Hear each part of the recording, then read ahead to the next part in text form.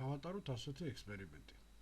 ავიღოთ გარკვეული მასის n მასის მქონე მეტალის ბურთულა და შევაჯახოთ მას იგივე მასის მქონე მეტალის მეორე ბურთულა. დავაკვირდეთ,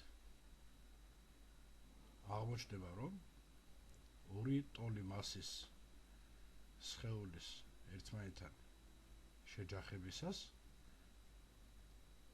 ერთ-ერთი ამადგანი კონკრეტულ შემთხვევაში მწვანე ფერის ჩერდება, ხოლო ლურჯი ფერის გააგრძელებს მოძრაობას. ახლა ჩავატაროთ მეორე ექსპერიმენტი, სადაც ერთი ბურთულის მასა რჩება იგივე, ხოლო მეორე ბურთულის მასა გაცილებით მეტია. აქ ვამჩნევთ შემდეგ მოვლენას.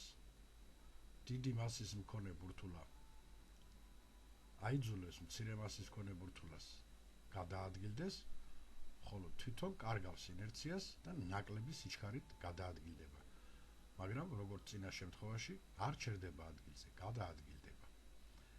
ახლა ჩავატაროთ მესამე ექსპერიმენტი, სადაც პირველი ბურთულა, ანუ ლურჯი ფერის ბურთულა მეტია მასით, უძრავი ბურთულა მეტია მასით მოძრავ ბურთულაზე, მწვანე ფერის ბურთულაზე და მწვანე ფერის ბურთულის მასზე შეჯახება იწვევს დიდი მასის ბურთულის გადაადგილებას, ხოლო თავად მწვანე ბურთულა შეჩერდება, მისი სიჩქარე 0-ს გაუტოლდება და შეიცვლის მოძრაობის მიმართულებას.